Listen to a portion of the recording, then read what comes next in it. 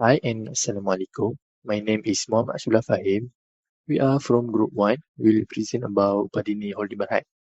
First, let me introduce Padini.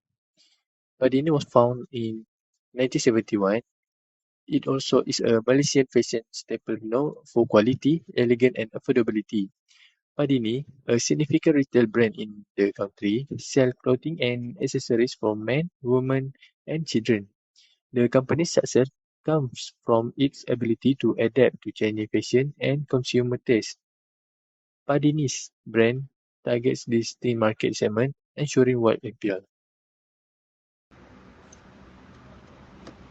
The purpose of mission statement and their role in performance measurement in Padini Malaysia is a mission statement is a concise declaration of an organization purpose, define its goals, value and core principles. In the context of a company like Padini Holding Berhad Malaysia, a prominent retail brand in Malaysia specializing in fashion. The mission statement serves several important purposes and play crucial roles in performance measurement. So here how. The purpose of the mission statement of Padini Holding Berhad PDI or Padini is to exceed customer expectation and our brand promise. In order to be a global leader in the retail industry with the top standard in quality, design, innovation, branding and customer service. Padini with their design-oriented group and creatively driven, they create a fashion that is stylish yet affordable within the brand.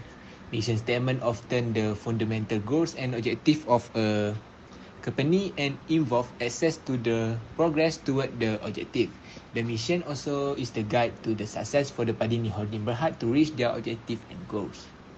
Next, in the mission to evaluate measurement for PDI. Gaining new customer is a good way to grow and getting existing customer to return is the circle of any business. For the consumer, they always want to have high expectation and have their own decision when it's come to buying a certain product. Although a good understanding of consumer needs and delivery speed is important too.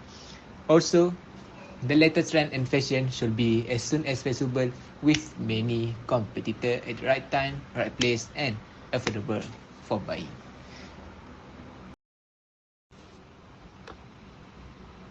Next, about the purpose of strategic, operational and tactical objective. Strategic, operational and tactical objectives are different level goal that an organization sets to achieve its overall mission and vision. Each level play a distinct role in the hierarchy of organizational planning and decision making. For the first one, a strategic objective. Strategic objectives are high-level, long-term goals that guide the entire organization. They are set by top-level management and are designed to provide a framework for the organization overall direction. Typically cover a period of 3 to 5 years or even longer. For example, Padini Holding Berhad can expanding market share, entering new market, developing new product line or establishing strategic partnership. For the second one, operational objective. Operational objective are medium-term goals that are derived from strategic objective. They are more specific and focused on the day-to-day operation of different departments within the organization. Usually cover a period of 1 to 3 years. For the example, Padini Holding Berhad enhance customer service, optimizing production process and improving employee training program. For the last one, tactical objective. Tactical objective are short-term specific goals that are derived from the operational objective. They are set at the departmental or team level and are designed to support the achievement of broader operational goal. Typically cover a period of week to a year. For example, increasing sale in the Padini specific product category reducing production costs in a particular department, and improving inventory management. Impact of government regulations. For improved company's performance, in the event that your analysis indicates that certain aspects of your business operations aren't performing up to par, you can endeavor to pinpoint the cause of the inefficiencies and put practical fixes.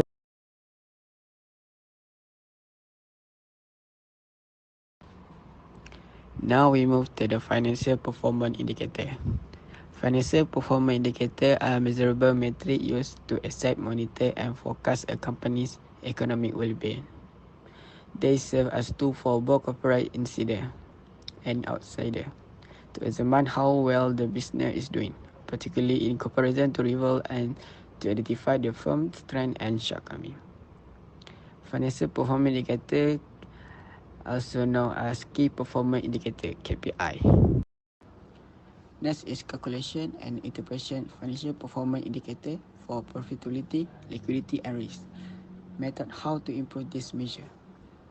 For profitability, profitability is the ratio of an organization profit to its cost. More efficient organization will earn more profit as a proportion of their cost than less efficient organization, which must spend more to make the same profit. One of the profitability ratio is return on asset, net profit margin, and return on equity.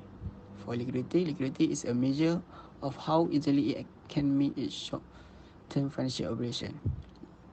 One of the liquidity ratio is current ratio and quick ratio. And lastly is risk. Risk ratio consider a company financial health and are used to help guide investment decision, which is debt to equity ratio and interest coverage ratio.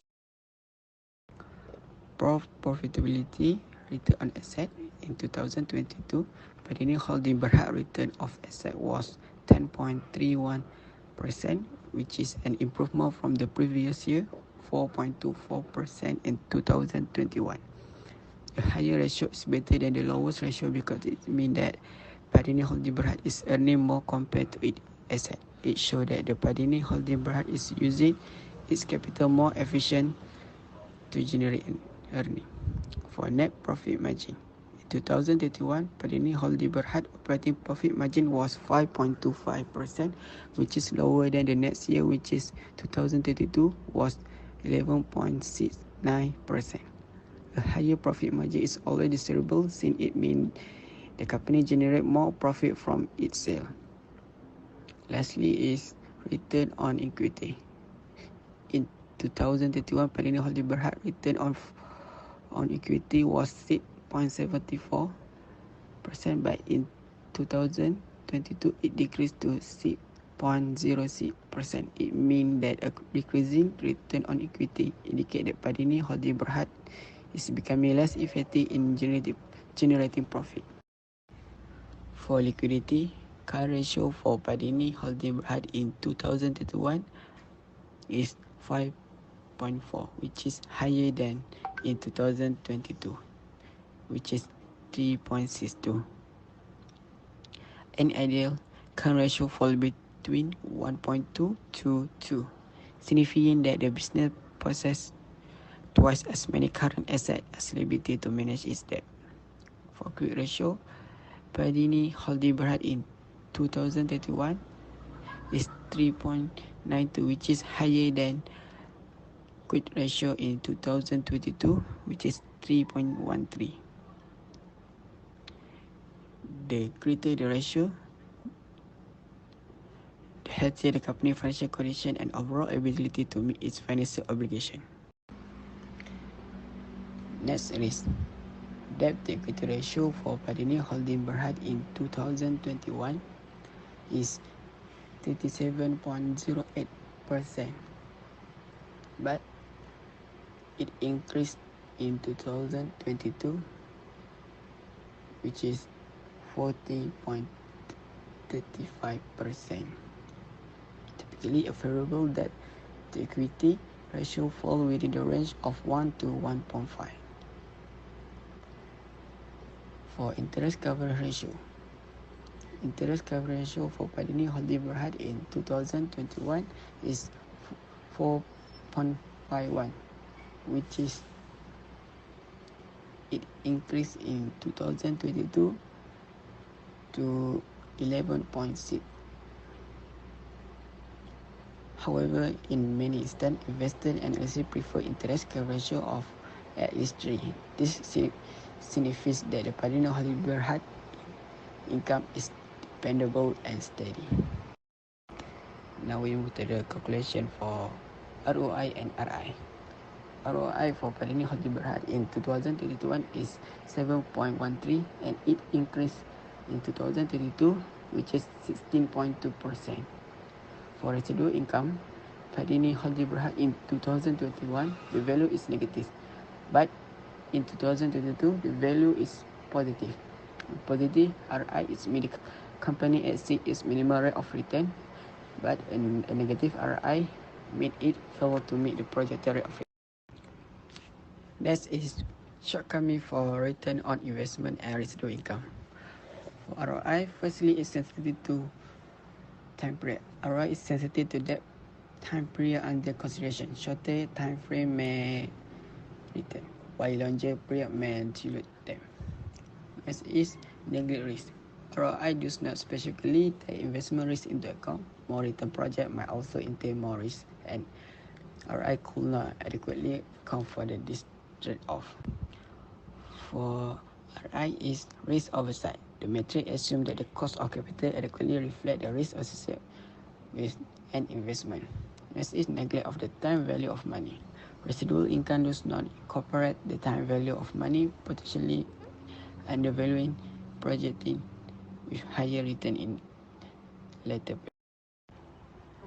Next is the advantage and limitation of return on investment. For advantage is, firstly, is role in evaluating performance within cost management accounting. Second, valuable in guiding company decision-making process. Lastly, is ROI serves as a vital mission.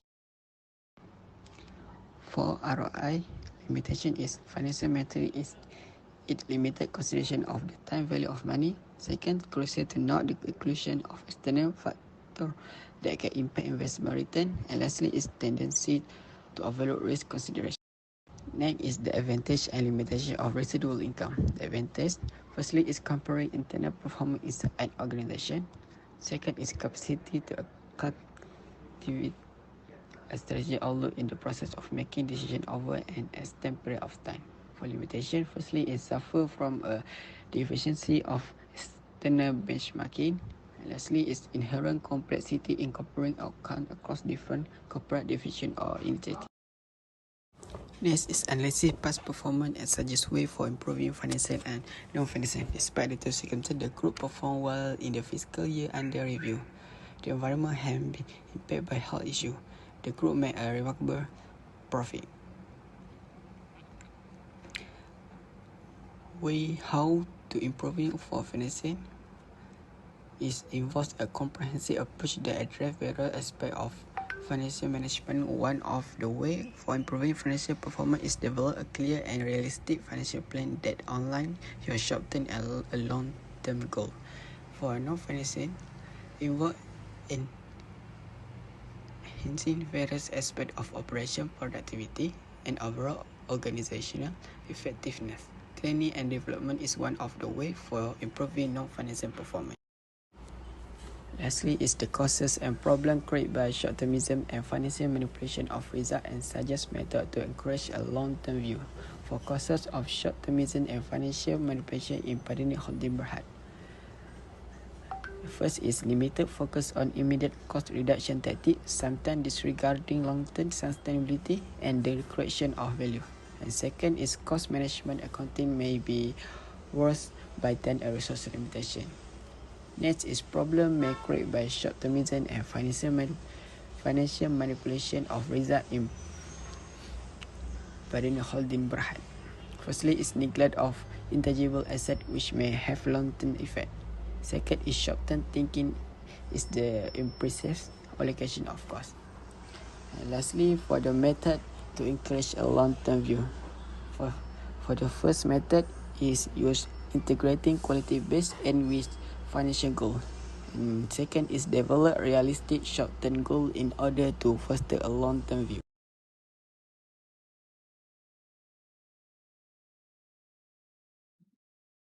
So next are non-financial performance indicators and suggest method to improve the performance indicator. Top management must assess both financial and non-financial company success. Financial indicators are no longer the company's main performance benchmark.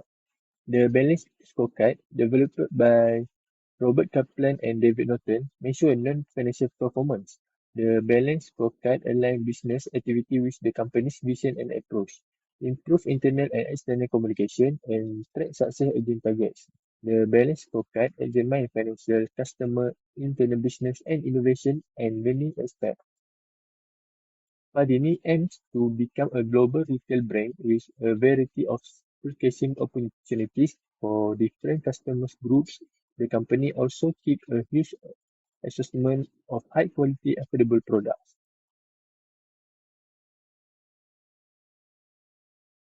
Uh, to increase the financial growth, Padini may consider some strategic approach. For example, do promotion. Padini must promote its SIM in store and online.